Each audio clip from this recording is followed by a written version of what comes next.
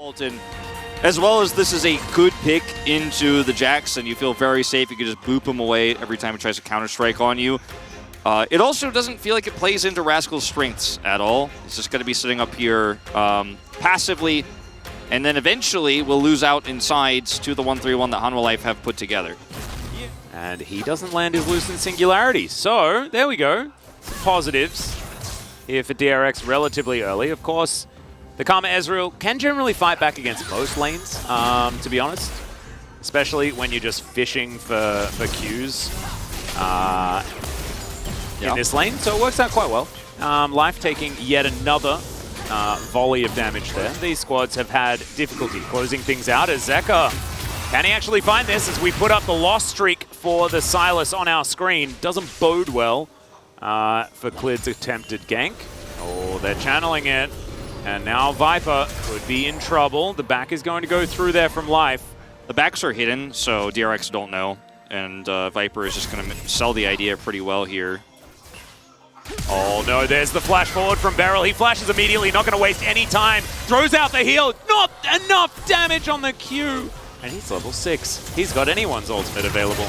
As he is going to steal away barrels, he's going to run as far as he can as Doctarm knows that there's nowhere for him to go. That is first blood being picked up as Zeka will fall though.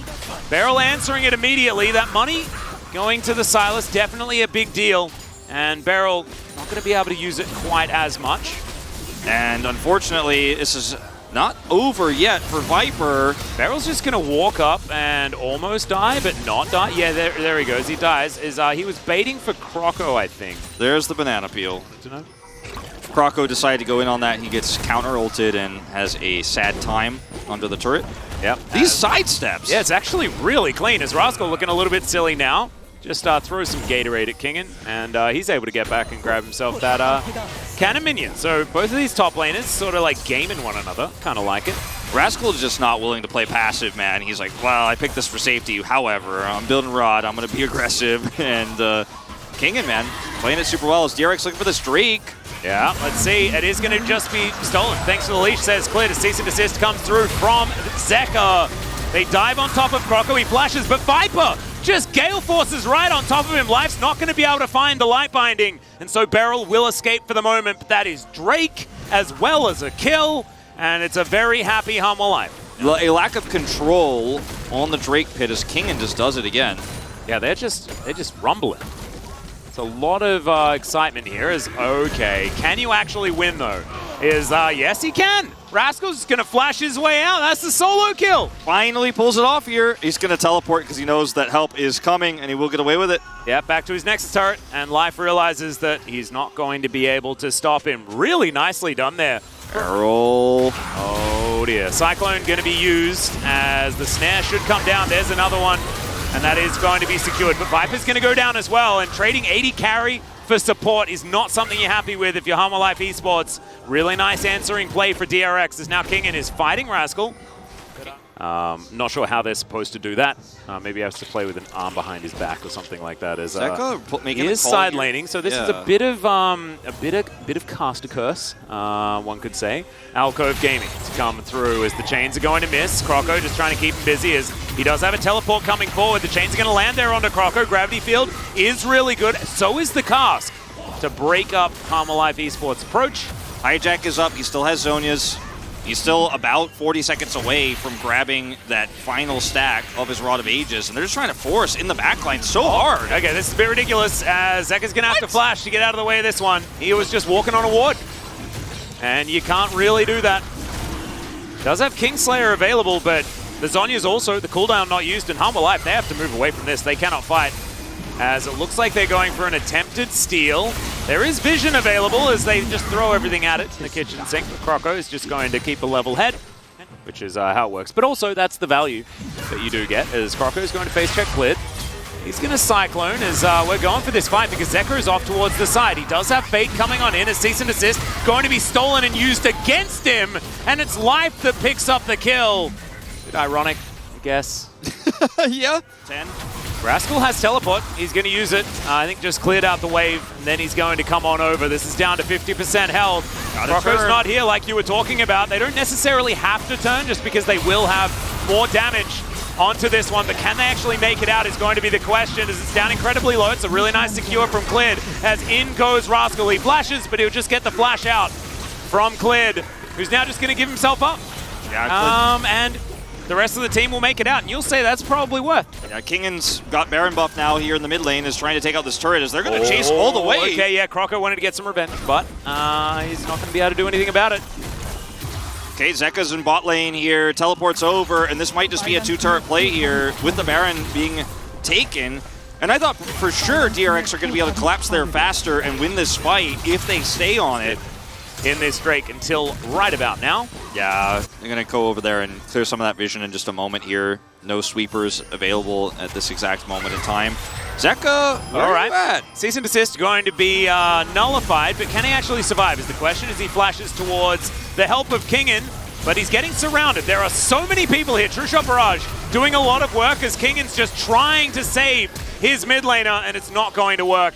Tell me this is not a solo queue game. Kingan's like over here. He's like, wait, hold on, Counter-Strike, he's like, I'm just going to question mark ping him, I don't know.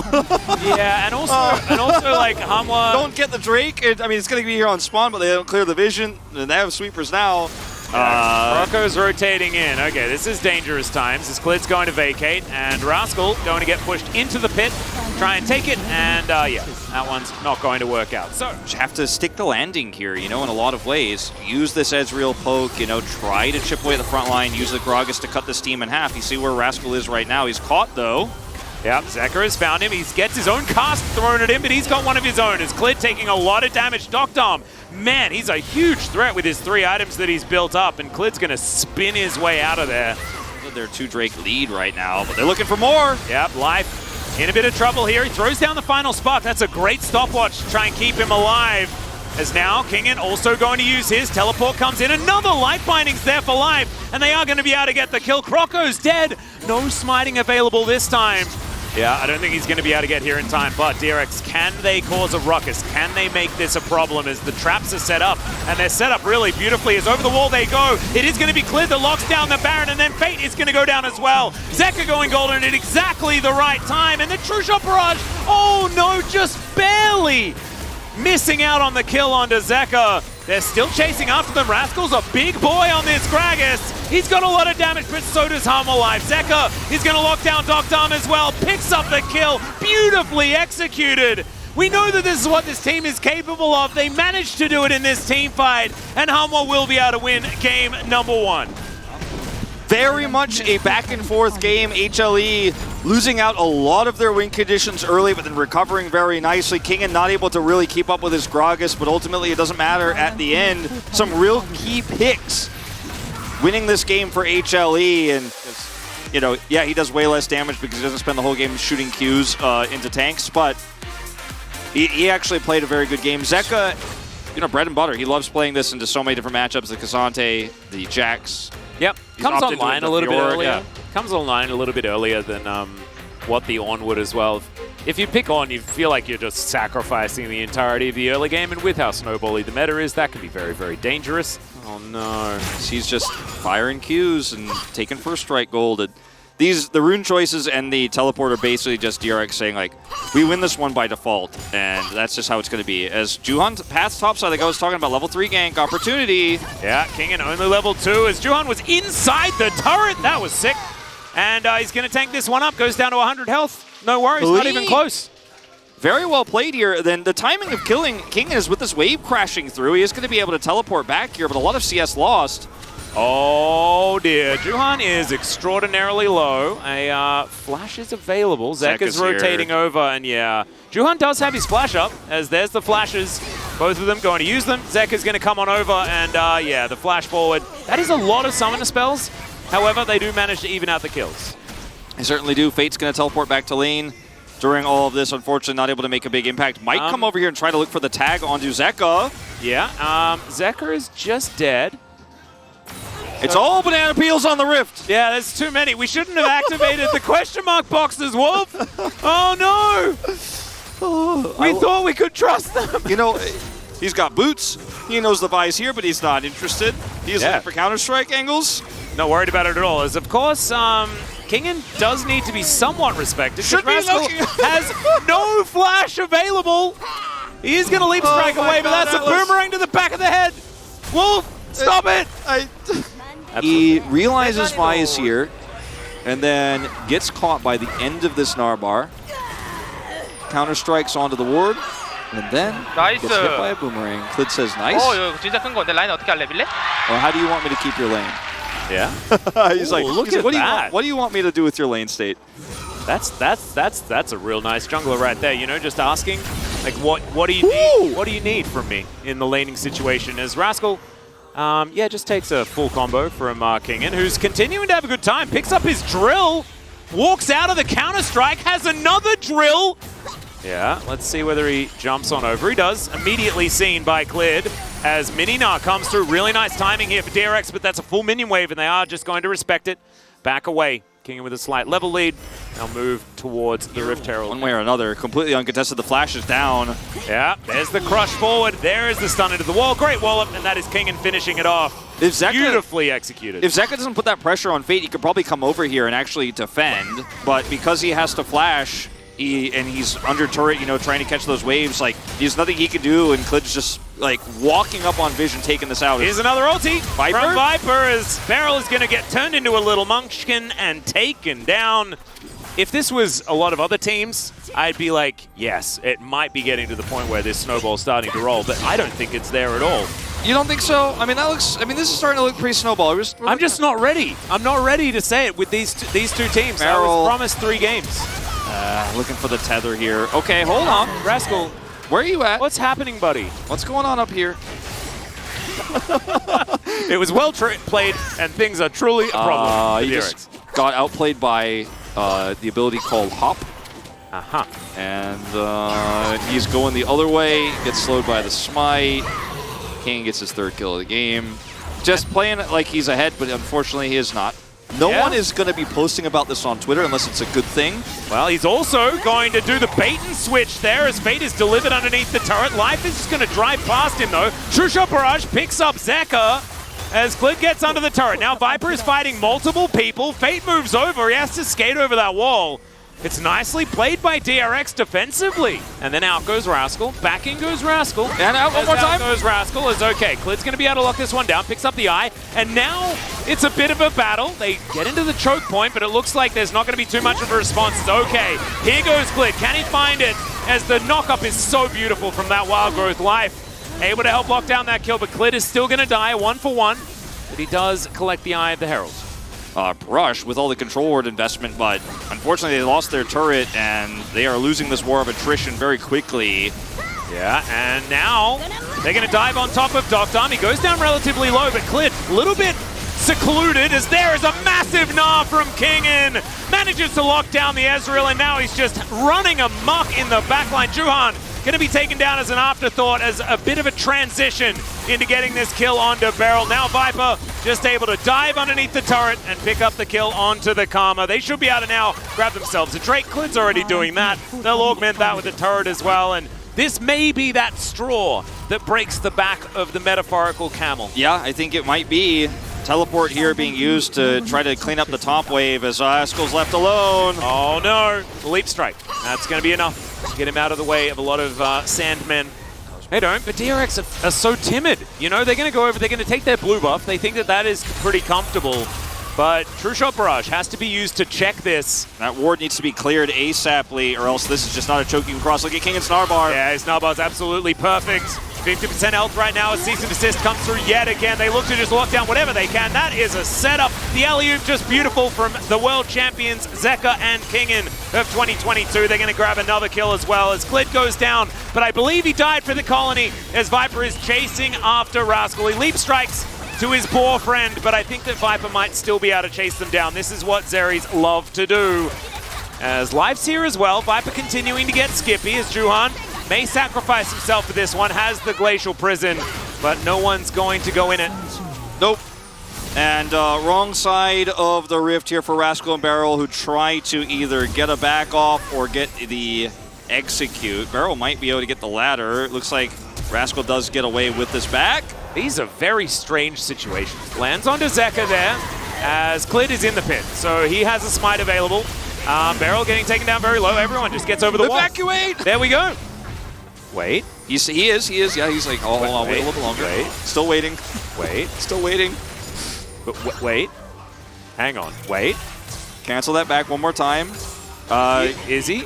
King in, coming into the mid lane, threatening an inhib, so we have to go soon. Oh, Jonas Strong has made sure that we don't know. Here and there he is! Okay! Empress Divine gonna throw him into the team. Does manage to get a stun, but Clid goes golden. True Shot Barrage goes wide. And we waited. We didn't really find too much though, as Kingin will find a control ward. And that's no how one dies. That's how you deny the mid inhibitor right there. True Shot Barrage going to give them a little bit of vision there, but look at how quickly this Baron's going down. This is just absurd. There's a Glacial Prison. Juhan's kind of here by himself though, as Rascal's wrapping around.